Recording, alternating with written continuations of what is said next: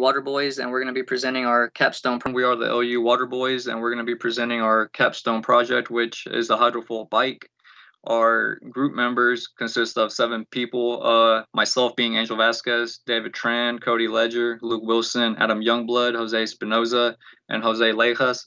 Some of us weren't able to make it just to personal reasons, and this is pre-recorded just for us to promote social distancing and just present for y'all this evening.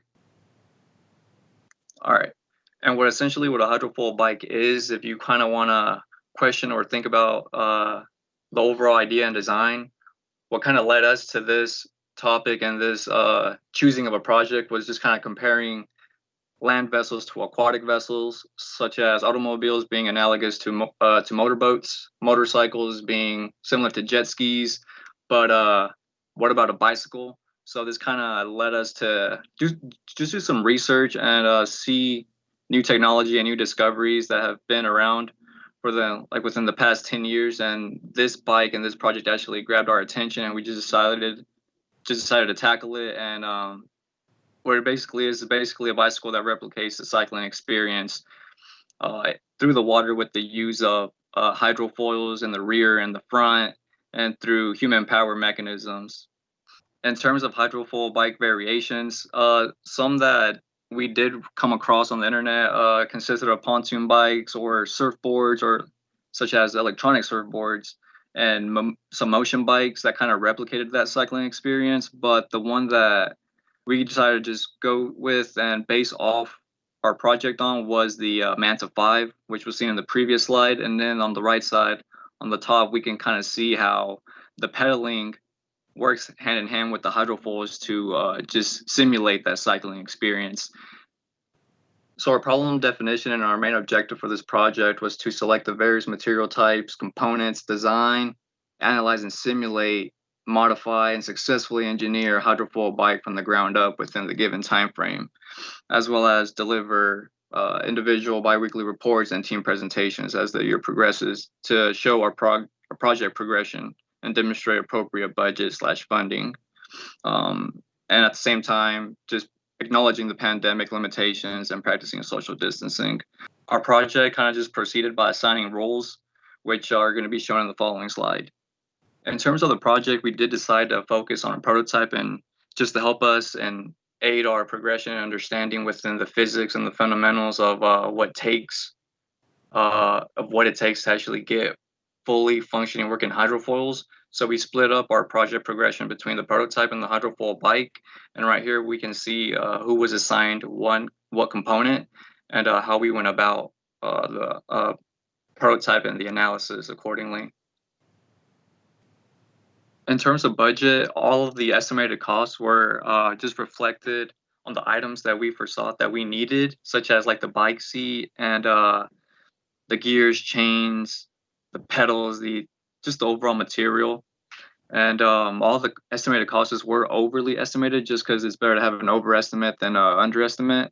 And the method 1 and the method 2 shown underneath the items kind of just reflect the some of the options and alternatives for the powertrain that we're gonna be used for pedaling this hydrofoil bike.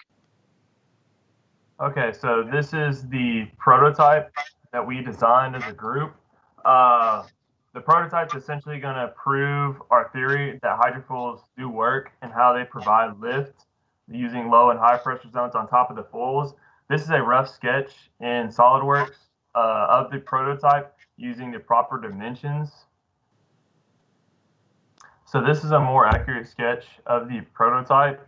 The square tubing is going to consist of 1-inch steel tubing.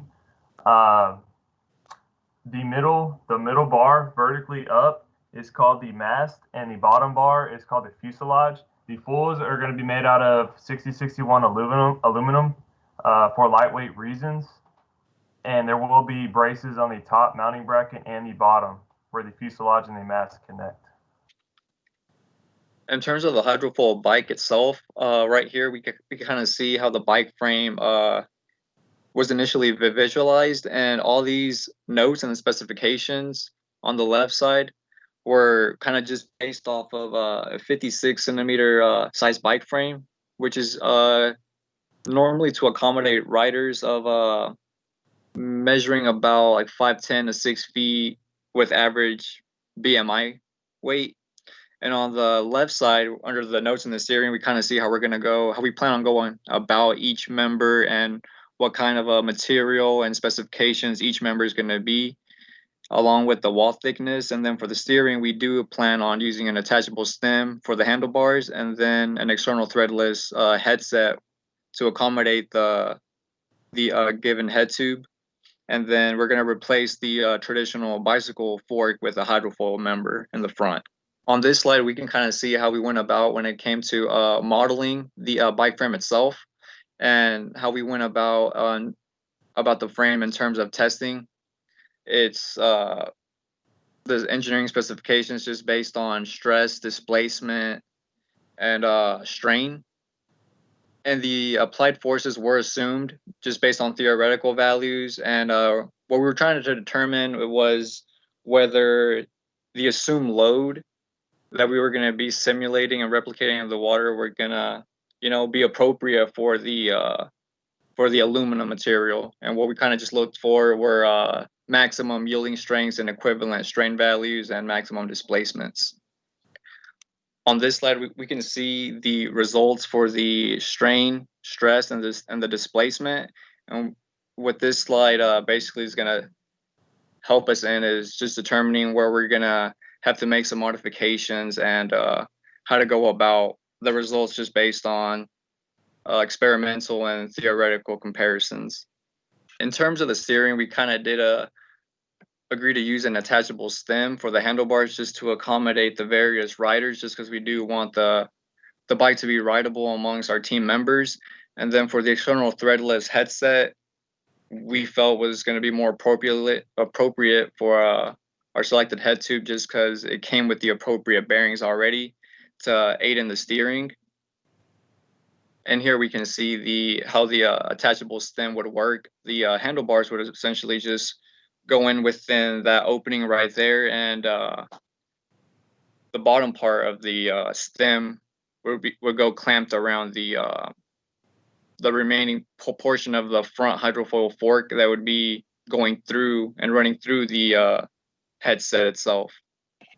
But as any engineering design process, there's always going to be some modifications to be done or to be made to accommodate for other components.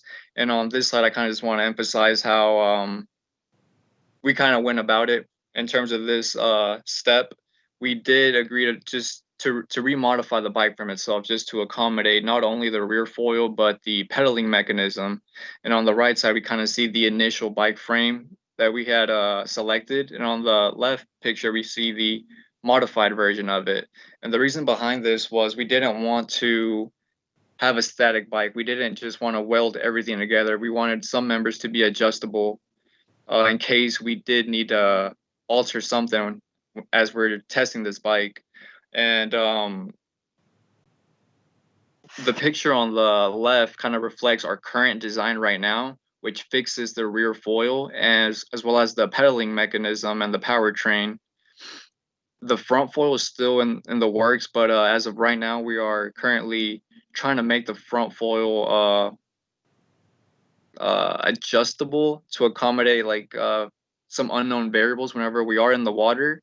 But I feel this slide right here just reflects how the engineering process doesn't go as I guess as smoothly as it sounds or as it seems. On the right side, we see our initial bike frame design and how we had plans on adjusting the rear foil by those three openings right there, where we could just slide in that support up and down. But just thinking about it, it would make the powertrain more complicated to design, because if we were to have three different positions for the rear foil, then we would have to have three separate chains for the bike to accommodate that adjustability. And how we had originally planned to attach the rear foil to the bike frame itself was through the use of channel braces or post supports, as shown underneath. on this slide, we kind of just see how the rear foil would be. The rear foil looks, it looks large and thick in this image, but they were just made that length and that width just to emphasize its overall shape. In reality, they're going to be really, really thin and probably within like at the most an inch and a half. And on the right two pictures, we kind of see how the front foil would go in within the specified head tube from our bike frame sketch. And here we want to emphasize like the variable placement that we had originally thought of for the rear foil. And these three adjustments were going to be based on just assumed placements for the rear foil. And these holes would be kind of just be predetermined just based on the most effective and efficient bolt selection and thread selection. In terms of modifying this bike frame, we ended up agreeing on fixing the rear foil support, which led for us to remodify the rear section of the bike frame itself. And on the right image, we kind of see how the model of the bike frame resulted in, and how we planned on fixing the rear foil within that new model. And with these two images here, we can kind of see how the rear foil is going to be fixed, and how this is going to allow us to accommodate for a single powertrain without having to remove chains or adjust the chain links themselves within our overall design of the Hydrofoil bike. In terms of the rear foil, all we had to do was just adjust the top C brace by just rotating it about its axis like 90 degrees. So it wasn't a huge alteration. It was just something minor. So in terms of the front foil is actually going to be just flat aluminum. The bottom on the front foil is going to be angled at about 20 degrees, and then the top foil on the front is going to be angled at 45 degrees. So the process we're at right now is determining if we're going to make this adjustable or not, depending on the mounting plate on the front bar. So the theory is the front foil, once the top foil breaches the water, it slows the lift down in the front end of the bike, while the back foil is shaped as an airplane wing and it provides the low and high pressure. So that's going to provide the lift to get the rider off the water, as the front foil is going to be providing the rider height out of the water. So this just shows another view of the front foil. Me and my partner Angel right now are still developing the dimensions on the front foil, depending on what our simulations come back as.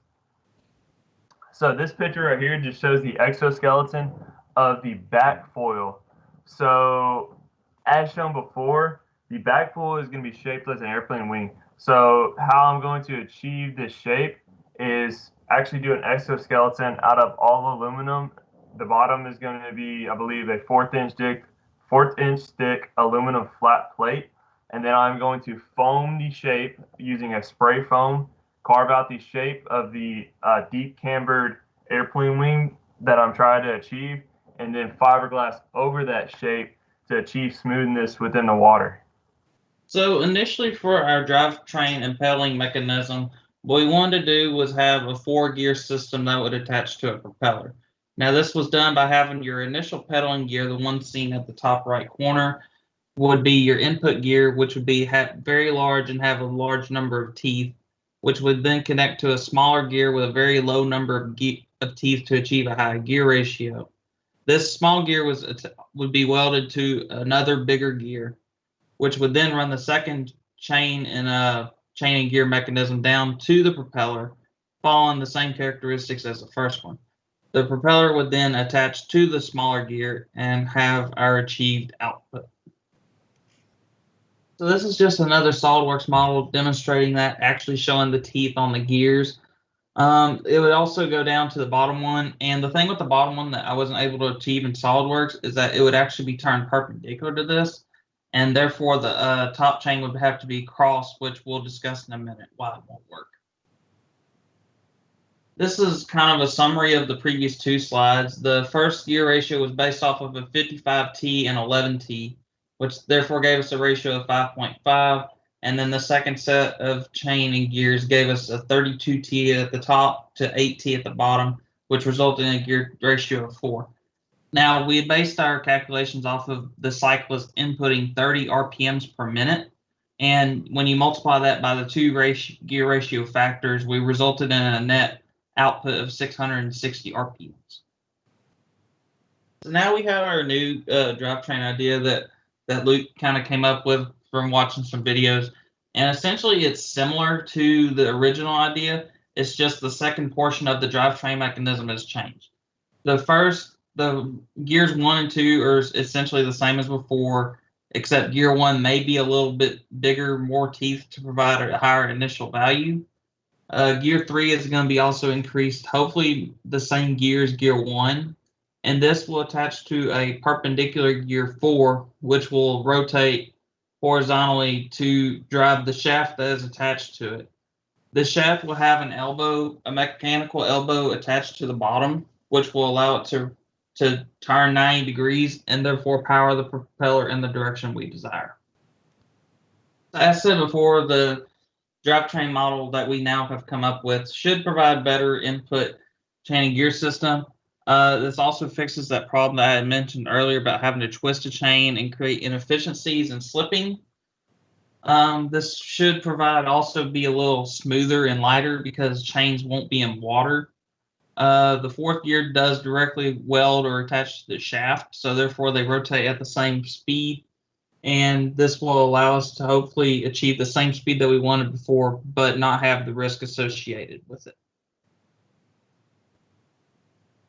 So the initial design of the propeller that Adam had come up with was a typical boat propeller. It's 5 fins, and each had a semicircle tip at the end of them.